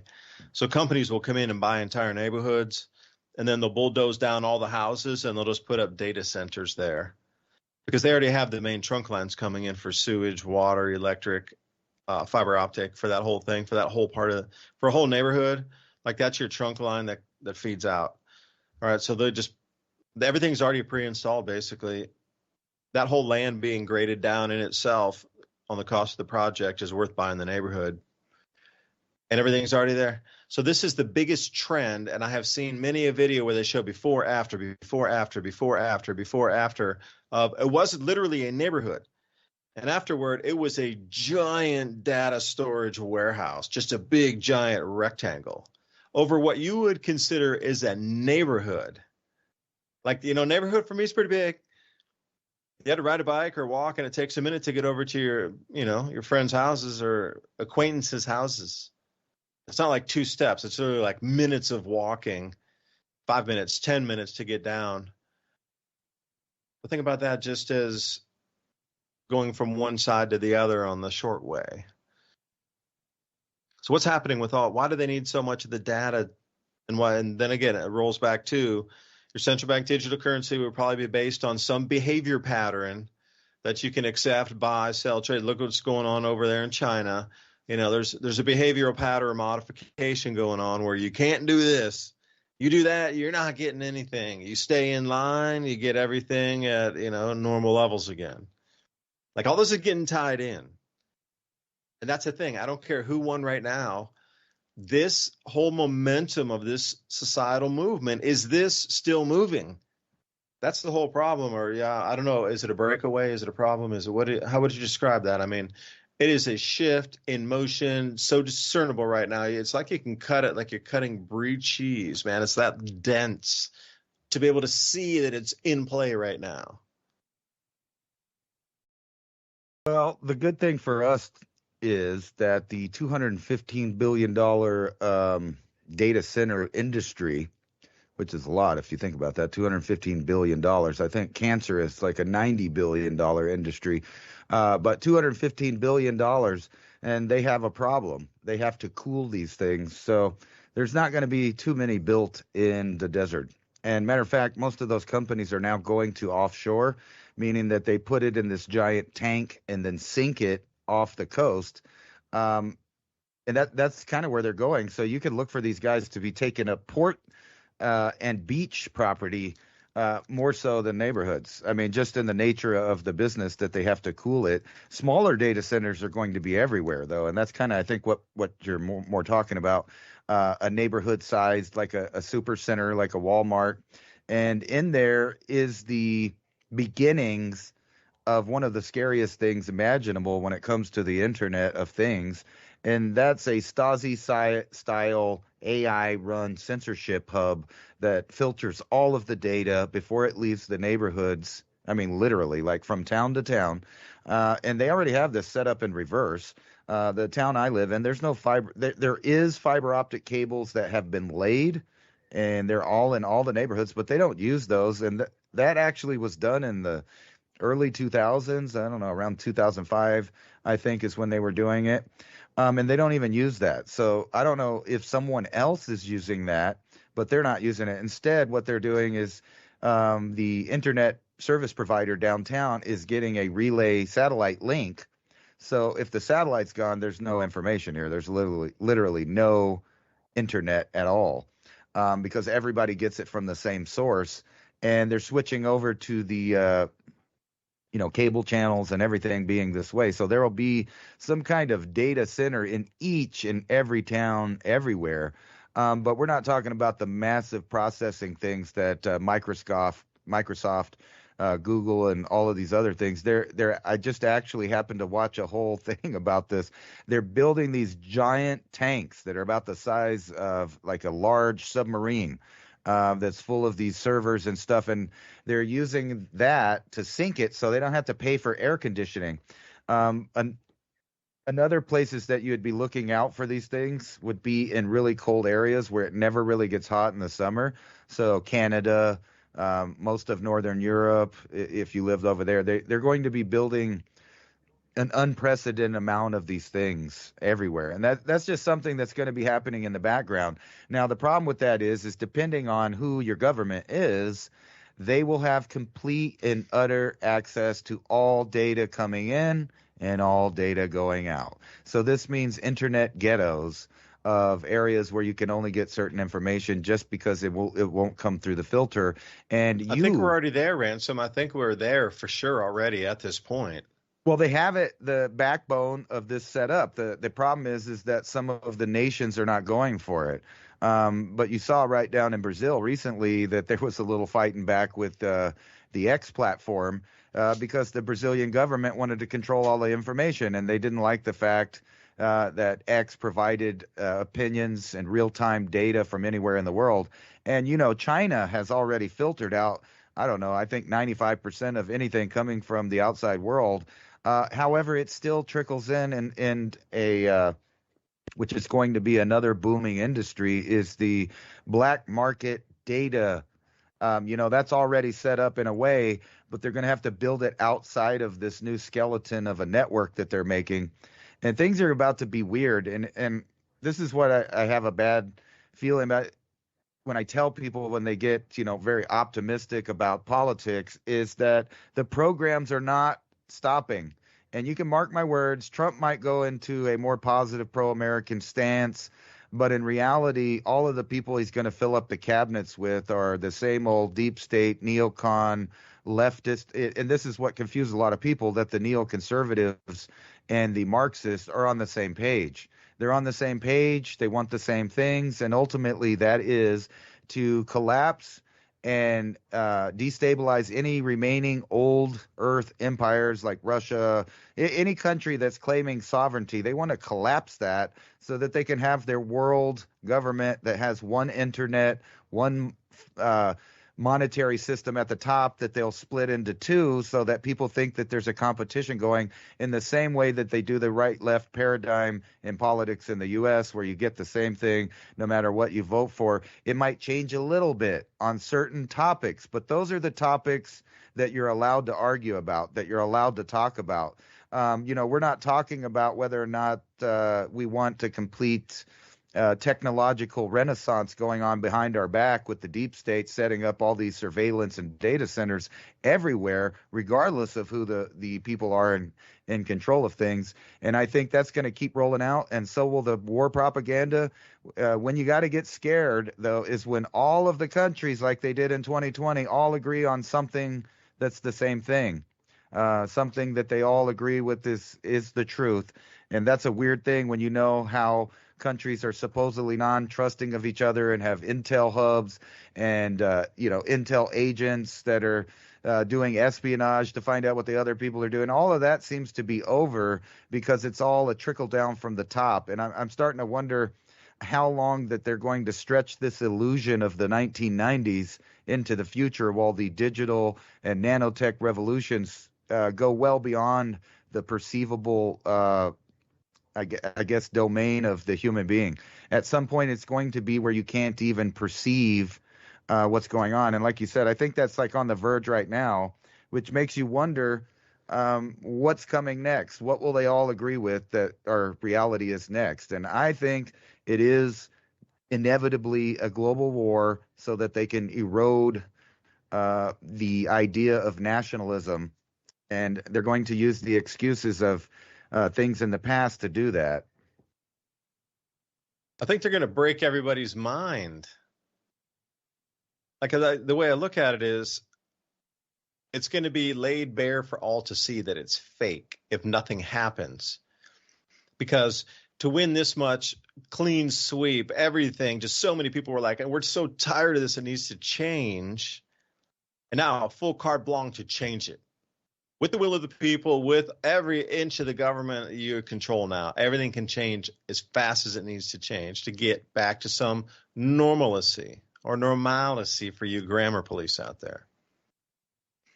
At that point, if there's massive change and we can actually see it and taste it and touch it, that is that fathomable of a change, you can actually say, wow, that was hugely different before and after, like those flood maps that you look at. Speaking of Valencia, again, the floods there. Look at those before and after maps. Was the same thing. It should be that discernible with that much change that you've noticed it, that improved your life, that made your life better. When you do that before and after photo of the 4 years that you're like, oh, that was staggeringly differently. Wow, so much change, so much got done, so much got dismantled, right? But if you're coming 4 years later and you go, nothing really changed, then everybody that's alive right now will notice that's an illusion. So what do you do with a completely broken, at least Americans, society that sees through the illusion that it was all BS? That because you're going to see it clear as day. Either something happens or nothing happens. And see, this is if there's very little change that occurs, everybody, I think, would understand that it truly was the illusion. They might promise you this, and it's all the status quo for that same underlying current of change that is pulling us to, like you say, this global corptocracy or some sort of global digital payment system that's above country.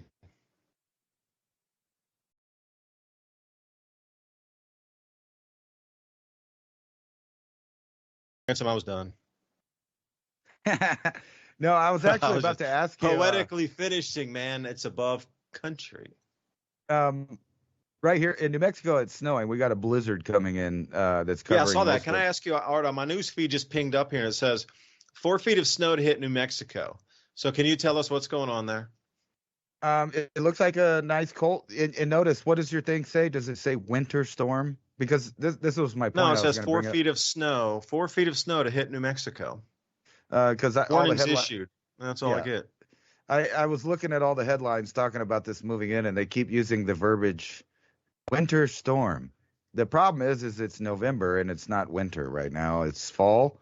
So it's a fall storm that's dumping 4 feet of snow. That's way early, and that's the same thing, like way early storms. Yeah, what's really bad about this is I think a lot of these places already had, like as far as Roswell, Ruidoso, around where I live, they just got trashed with major floods. I mean, we're just like you guys were seeing from the hurricane. We had a little taste of that out here in the desert.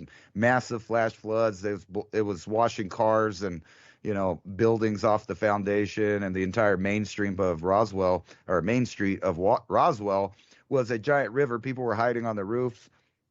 And I had just got through telling my family that we are situated in a similar situation, that if a massive amount of water dumped on the Sacramento Mountains, which is only 3 miles away from us, where it goes from 4,995 feet up to 11,000 feet in a matter of like a quarter of a mile. It just, goes right up. We're on the edge of that. Right on the range. How majestic, man. That is a majestic place to be with nature that giant in front of you, man.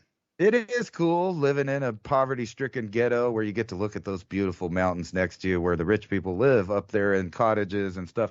No, I'm just kidding. But I was telling them that we're in that situation, that if it dumped enough water on this west side of the mountains, we'd be in the same situation. There's nothing to stop the water. We're all on flat desert land out here in the valley. So if any kind of flash flood of that size that hit Roswell happened, it'd wash half our town away. And so now they're going to be dealing with blizzard-like conditions immediately after weird monsoon late in the year, like way late in the year type weather. And I was telling my kid, it's weird that we live in this spot, because anytime a thunderstorm starts developing here, I can look at the map and I know that a tornado is going to pop out in Oklahoma from the same exact front. So we know like 3 days in advance when people are going to die in Tornado Alley, because this, moisture starts developing here. It turns into a thunderstorm. It blows across eastern New Mexico and western Texas. And by the time it's in Oklahoma and around there, it's dropping tornadoes, hail, lightning. And just the other day, we had some really good-sized marble hail that came out of nowhere. And it's all late in the season, but now it's just about to flip back over to extreme cold.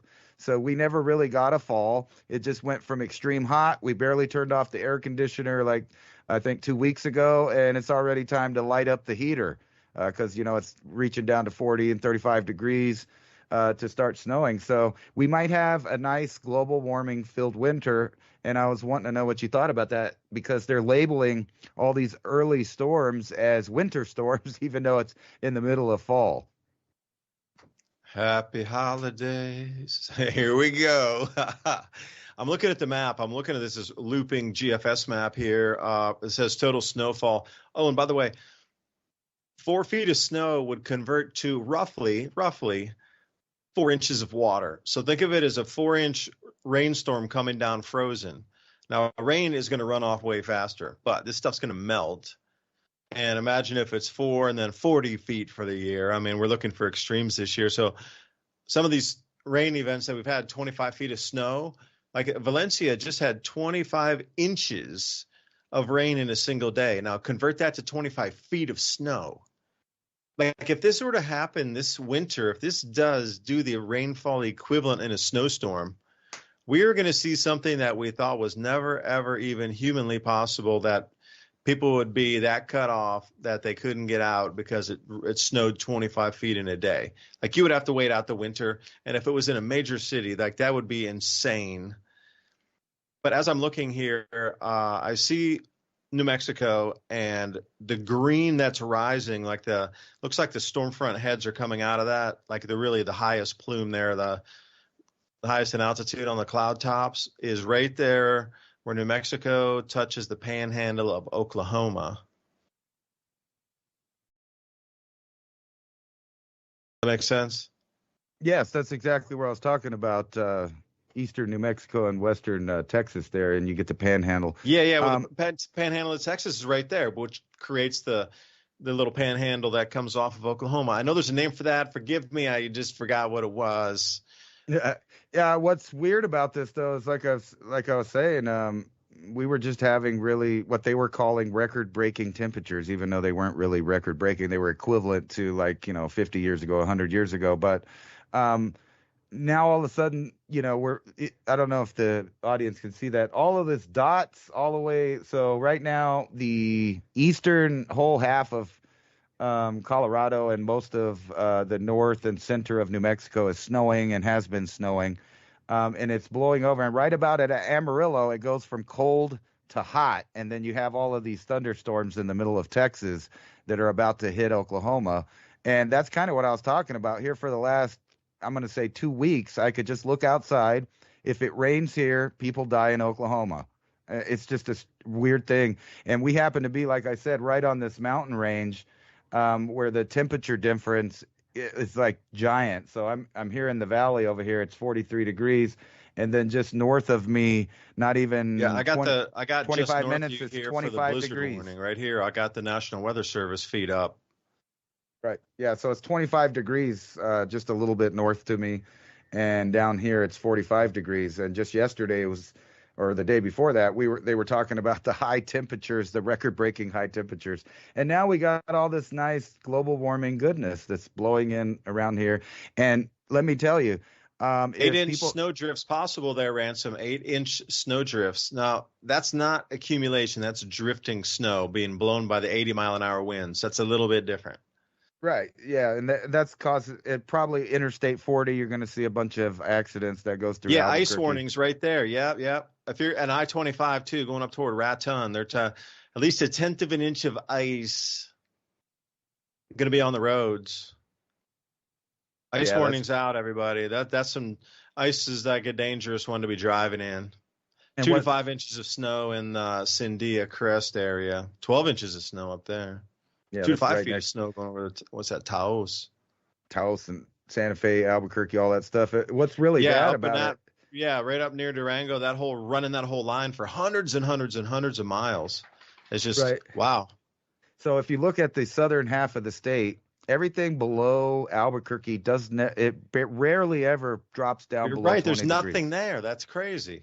But it's going to this time, and guess what? All of those towns, they're going to have pop wells, plumbing, all of that stuff. So probably billions of dollars worth of stuff if it freezes and penetrates.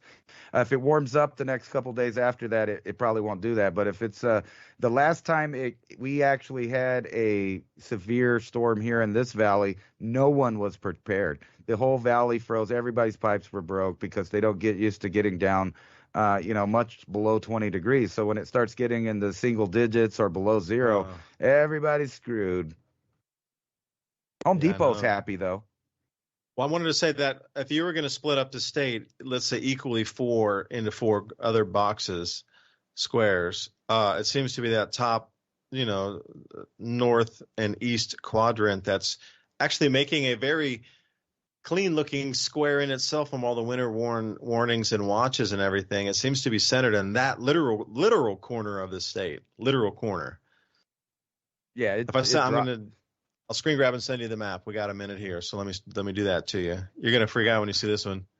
Yeah, you just described that, and it's interesting how it's so precise in its placement of where all these warnings are. It's like literally only in that one corner. So for me, you've seen many more a map than I have. So let me gonna put it right in the downloads, and I'm talking to myself so I can walk I already did that one. Ransom, I want to send this to you so you can look at it. I would like to, if I could ask you to respond with it. I'm sending it through the personal Skype right now to respond to it, because I want to know if this is a normal map that I'm looking at or if this is something strange. Because this square, like here you go, I just sent it. The quarter of the state being so perfect where the warnings are, it's kind of weird to look like that. Like things aren't usually squares in nature. Those are counties. That they have that boxed off because of counties. That's what that is. So the warnings just go out in the counties, and then they have that is weird. Yeah, but it's all clustered right there in that top corner of the state, right in the northeast quadrant there. Right. Nothing's really happening right there right now, though. That already blew through. But they're cold there.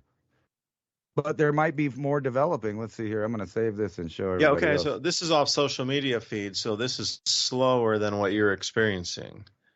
Yeah, so most of that has blown over into the eastern part of the state in Texas, though, where that red area is at. It's dumping snow right now. According to the radar, it's blue and purple right there. And then that's where the line of another temperature change happens right there. And that's kind of what I was saying, is all those people over here in Oklahoma City, all the way to Wichita, they're probably going to have a lot of tornadoes in the next, probably tomorrow and tomorrow night. from this storm. It's going to be cold blowing into those warmer areas. So that you found that relationship then. So you've unlocked one of those pieces of the puzzle. It doesn't happen every day, but frequently enough where you could forecast out 24 hours in advance on a single spot on the planet and only a few times a year. Are you saying something like that? No, it's general any summer, but the storms seem to be, coming from our direction here late in the season, but they're still doing the same thing they usually Still do. the same pattern. It's just if we have thunderstorms here, then Oklahoma, what is that, Kansas, and past that, they usually have tornadoes. It's just like inevitable. I show my kid all the time, look, there's that same storm that was raining on us yesterday.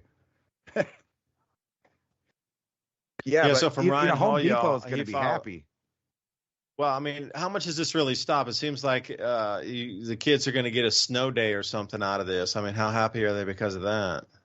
Oh, they're definitely going to be happy because we don't ever get snow days in this state unless you live up north there by Colorado. But yeah, if you look at kind of the map, all the way down at the bottom, we have the Sacramento Mountains down here by the border. And like I said, it's 25 degrees right there. That's only like 3 miles away if you went straight up in the air, because you can't do that. So you have to 45-minute drive there. But still, it's really only 3 miles away that it goes from almost 50 degrees to 25 degrees.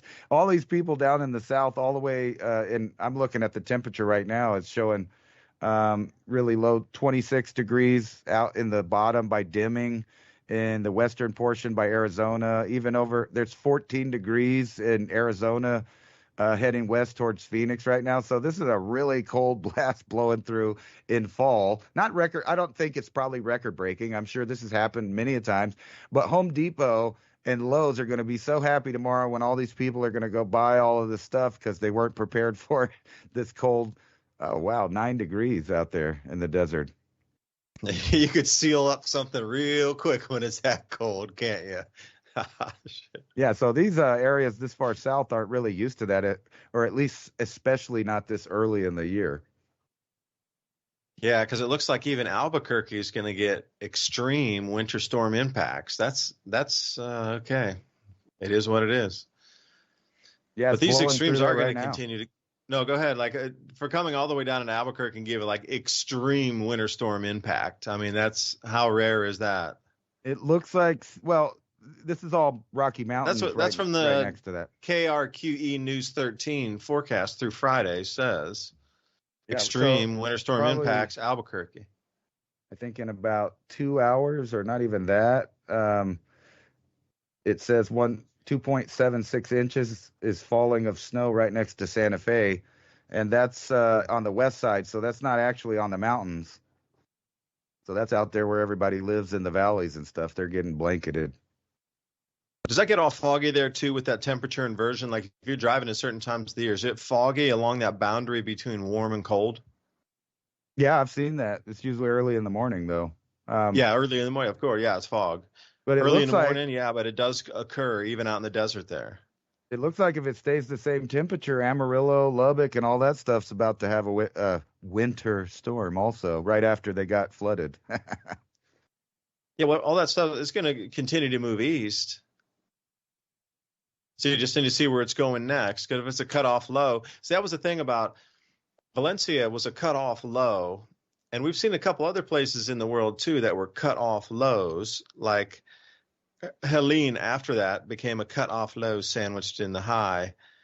So the rest of the main storm system is gone, except it continues to churn by itself as a mini vortex. Right? There's so many of these storms that we're seeing across the world are having this same kind of fingerprint to them. So as it moves, as a cut-off low continuing, it is going to be... Yeah, I don't know if it's going to reach all the way out here to Tennessee. I haven't seen anything on our forecast of this storm reaching Tennessee, but definitely a little bit further over. Like what kind of cold damage or what is this going to do to the crops that are still not harvested in like Oklahoma and Texas? Oh, they're done if it freezes and it gets down to in the 20s like it looks like it might. I mean, I don't know if this is going to fizzle out and warm up, but I imagine right when that hits that warm air, you're going to hear all kinds of tornado stories through northern Texas, Oklahoma, and the southern Wichita area, Kansas, I mean. Yeah, okay, so excuse me, they've named this the Winter Storm Anya, Anya. So if anybody wants to do your research, you can do it on this if you're going to plow through the weather advisories here, so you can see the area we're talking about. And what about Socorro? Looks like it's going to get hit by the winter storm too down there. Yeah, that's all up and down the Rio Grande Valley, so that's real close to Albuquerque, all of that stuff, which is low-lying river where they grow a lot of stuff. It's not really in the mountains. You don't hit the Sandias until you're right next to Albuquerque, and then Santa Fe is used to wintertime type weather, I mean, because they're right in the Rocky Mountains there. But I don't think that, if it stays cold, the people east of us are not going to like it out in Amarillo. It's going to just drop. It was warm, and now it's going to be cold the next day, so that's fun. And I wouldn't advise driving on Interstate 40 that goes through Amarillo, Taos, Albuquerque, all of that stuff right now. Yeah, because I-40 ends up over here in East Tennessee. I-40 and I-75 connect here in East Tennessee, and they run together parallel for 16 miles or something before they split off again. Yeah, it says two biggest interstates in the United States, I-75 going north-south, and then I-40 east-west. Tucumcari is getting right now 3.6 inches of snow falling on them. I'm at the National Weather Service, who I actually put in New Mexico winter storm just as a general before I go to Albuquerque, NWS, which is National Weather Service, to get there. I'm just curious how big of an event. 8 minutes ago, Denver declares state of emergency as winter storm, thousands without power. Looks probably 4 or 5 inches on the roads. But the cars driving, looks like they've already pounded most of that down where it's more slushy with 4 inches or something on the sides of the roads that's accumulated. But people driven through and turned it into that slush, which, by the way, for the record, I do not like walking through. Even if you have boots on and just a little bit of that icy, slushy, nasty road water goes in. Oh, man, your boot, the poor boot. It says right now that that's all I got 30,000 people out of power. Is a 30,000 foot view of the wet boot and slush. And I think most of those are in Indian country and San Juan County up in the north, and Rio Arriba County. They're out of power. Yeah, so that's all those people that live, in the southern Rocky Mountains. They know what to do. They don't need the power. They all probably have cook stoves going already. Actually, this is the most power outages is up around Diamonds area, about the New Mexico, Colorado border up there. I think this was worse earlier, but so right now there's only 30,000 out of power from the winter storm here in New Mexico. Yeet. We might not have had a show if it would have went south. I would have been out of power, but it didn't. Yeah, I pulled up the NWS feed, which is way, way, way more professional than putting in just the search terms. For anybody, by the way, when I do a lot of information search, I do the general term first, just to see what is out there, and then I can get to names of towns or whatever, and then I can hone in on where the National Weather Service center is, just to see if it's such a large event where so much social media is covering it. Before going to the professional feeds here, which show you, really very cleanly and very precise on where it's going to. Yeah, all those are freezing temperatures, even down to Glenwood. And what do you go across the border there in Glenwood? If that's a crop area from where are you saying? Oh, there's Chaco Canyon. Nice. Any of those crops that are still in the field, they're absolutely into hard freeze, beyond hard freeze. 24 degrees Fahrenheit, that's. And 17 degrees Fahrenheit, 19 degrees Fahrenheit, those crops are ruined. Those are definitely stranded crops in the field. Unless you can get them up, but they're not going to be dried and they're done. They're at maturation. You got to pull it right now. Yeah, I think that would only be probably Oklahoma and around there that still have crops in. The Rio Grande Valley, I imagine that they were, paying attention to this and pulled up whatever they had a couple days ago, if they were smart. Whatever was left growing there. Yeah, but this happens every time, and then people act like they never, have driven on snow, and there'll be crashes and pileups. Yeah, all on Interstate 40 there, which they should be used to. I need to check the phone while I'm driving in the snow. Yeah, check the weather, Bobby. Bam. Don't do it, folks. Don't do it. Do not And- drive and text in the snow. It's bad enough in the rain. On the snow is a no-no. Hey, that's okay. Well, I was That's a going to good say Dr. it. Seuss thing there, man. And then we got down south, Raphael headed towards Mexico. So I don't know if that's going to barge into the Mexico City area or all of a sudden go north into Texas. But that ought to be interesting here in about a week too. The cows look real deep in the snow there. How do you say this? Rocilanda or Rocilanda or Rociada? Rociada. Sounds good enough to me, man. Okay, great. New Mexico, cows are buried. They can't barely walk. The snow is above the chest of a cow. Where they're kind of stuck and they're really like barely wading through it because it's impeding their motion. It's so thick. Like cows can't really walk. And as far as you can see, it's just a white desert out there. So cows, they're going to huddle together to try to stay warm. But they're definitely, that's a lot of snow right there.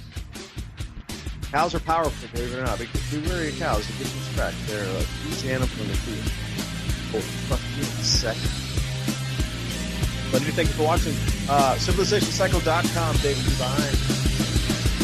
Much job. CivilizationCycle.com. We'll see you next week. Thank you for listening to Revolution.